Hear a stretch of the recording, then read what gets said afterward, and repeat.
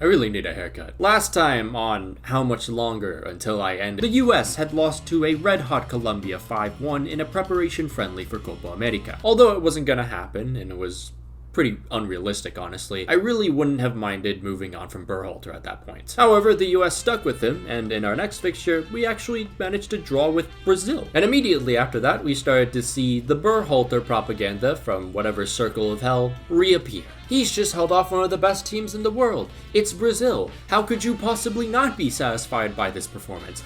Berhalter is the man for this job. We as a society need to remember that it is no longer the 2000s, and Brazil are half the team they used to be. Anyone who actually watched that Brazilian team play against the US saw just how bad their chemistry is. Also, are we really gonna give this to Berhalter when it was Matt Turner saving our asses the whole time? Really? Anyways, probably thanks to Matt Turner, GREGG kept his job going into Copa America. Now, expectations for the US in this tournament were pretty concrete. Our group consisted of Bolivia, a team who hadn't won a Copa America match in 9 years, Panama, a team we have beaten multiple times in the past, and Uruguay, our toughest challenge. Considering we were also hosts, this should easily see 6 points and a place in the next round. And so the US began its campaign against Bolivia, and after 2 early goals, including a drone strike from our president, the Americans went on to earn all 3 points. Next was Panama, 3 points here, and we pretty much sealed the deal.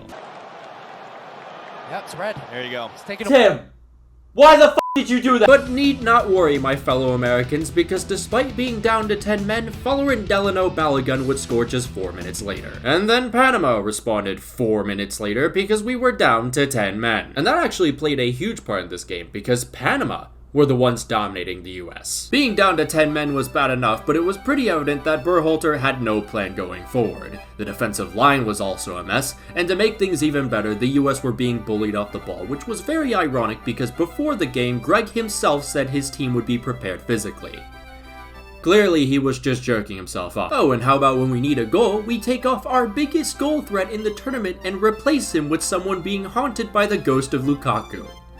What a great idea. And if it isn't the return of my favorite statue, Johnny Cardoso. What the hell are you doing? Oh, the US could totally win the Asian Cup. It wouldn't even be a question. Okay, Mr. Superiority Complex, how about you maybe first figure out how to beat Panama away? And just like that, the US has f***ed it. 2-1 loss to Panama, meaning now we have to rely on goddamn Bolivia to win, with our next game being against Uruguay.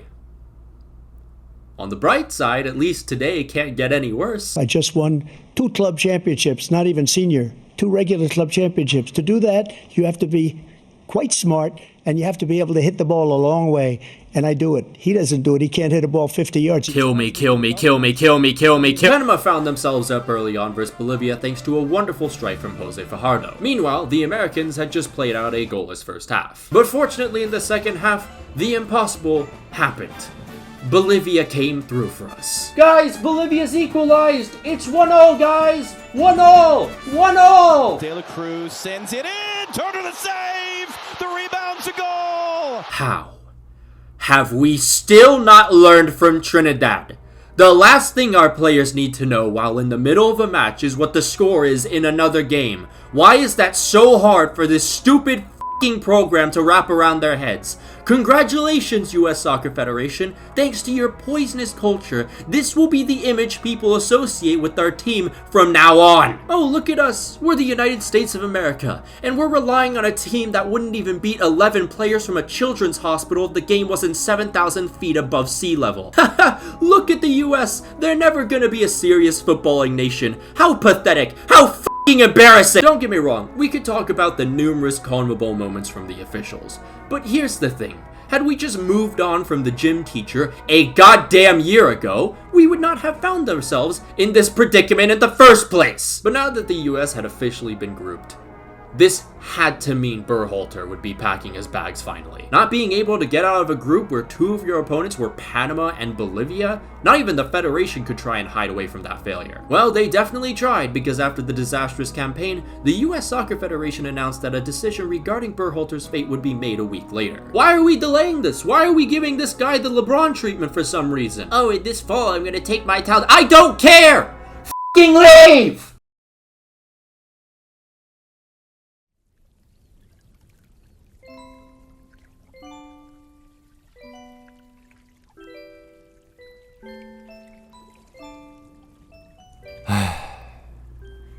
I almost forgot how this felt. The songstress of nature entering my fluttering ears, my surroundings saturated in vivid color as if I've entered a painting. I almost forgot how it felt to be at peace. I weep no longer. I endure no longer. I suffer no longer. For the bald demon that took away my smile for 5 years has finally been cast away. It's over. I am finally free.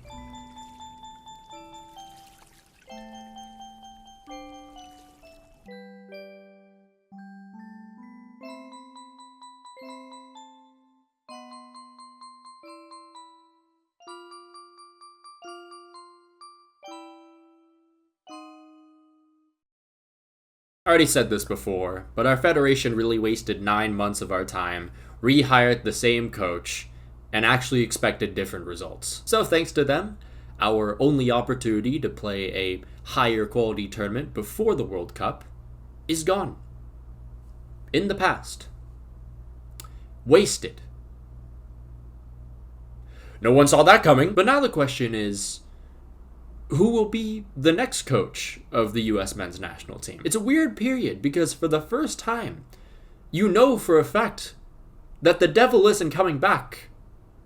At least I hope. Now, immediately after firing Berhalter, the pipe dreams of Jurgen Klopp appeared, and the US actually contacted him, but it didn't really take long for him to turn those offers down. Then there were the rumors of LAFC manager Steve Cherundolo, but I kind of knew those were fake from the very beginning. And since then, I haven't really heard anything else of note. I've heard Patrick Vieira's name come up a couple times, but that's about it. I know people are going to ask me, well, Maxwell, who do you think should be the next head coach of the US men's national team? And to be completely honest with you, I don't really have a particular name in mind. I just have a couple guidelines. Firstly, we need someone who can motivate the team a whole lot better than this. Come on, Joe. Come on, Joe. Come on, Joe. Come on, Wes. Come on, Joe.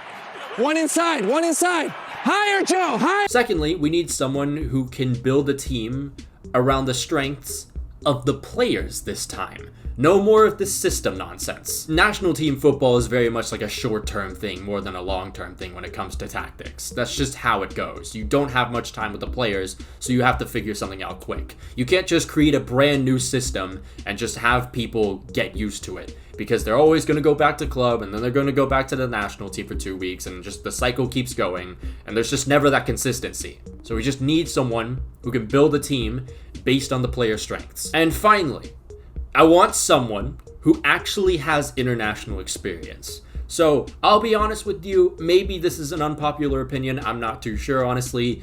I don't really want to see a club manager like Patrick Vieira or someone else like that. Give me someone who actually knows the ins and outs of international football, what it takes to be a successful team, what it takes to build a team. Especially with so little time we have left until the World Cup, we need someone like that, honestly. I know some people have thrown out the idea of Hervé Renard. I don't really think that would be a bad idea at all. The man has won 2 AFCONs with Ivory Coast and Zambia. I mean, come on. I feel like that's not a bad idea. But I guess until we get a new manager,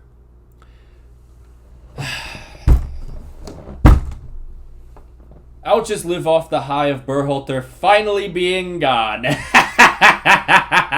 But yeah, finally you got your US video. Sorry it took so long. I just had other video projects that I wanted to put together before this. But here it is. Now we gotta work on the World Cup qualifiers review video. I'll get to it. Just give me a bit. But I'd love to hear what you guys think. Who should be the next US head coach? Anyone who says Greg Berhalter or Breg Gerhalter, I will find where you live. But of course, a big, massive thank you to all our members, including Janos Balash, Brazilian Fury, Respect the Jeff, Othman JN, Habakkuk, Adnazir Makalankam, Alex Rod, Ulta, Miguel Munoz, Return Fire, Rory Burns, Slider Kid, Sniffer, Takuokafan, The Cypriot 35, Not Windows 95 Man, Kentro Agatra, Big Boris the Baby Eater II, Kerbo, Unkwell, St. Terrence, Sylvia Citrus, Ryan Jans, Wise Orange, Rashford Enthusiast, Cocosaurus Rex, LeJames Braun, Samu, Just MRC, Cheesebait, Kuba Rory, The Somali Pirate, Claymore Roomba, Windergel, M4 Does Stuff, Finn Likes Rugby More, Davox, The Portugeiser, TPSK25, Polar Protos, Van Fan, Lucian von Kreuz, Ethan Bennett Loves Kavicha, Gazegors Breshkiewicz. Nailed it on the first try. Let's go. Mano Tango Fei, Adrian, Chris Visconti, Dominic Griffin, Kyler Krez, Mohamed Altanib, Nish, Patrick Barley, Rashford God 5, Raspberry Ale, subscribe to 10 Day Tim, and Unbroken Persona. If you'd like to be a member, there'll be a link down below and up in the annotations. You can follow my Twitter if you want, follow my Instagram if you like, follow my Twitch. I recently live streamed last week, probably gonna try and do one this week as well, and the following weeks too. No promises kept there, but I want to at least. But until then, I'll see you guys.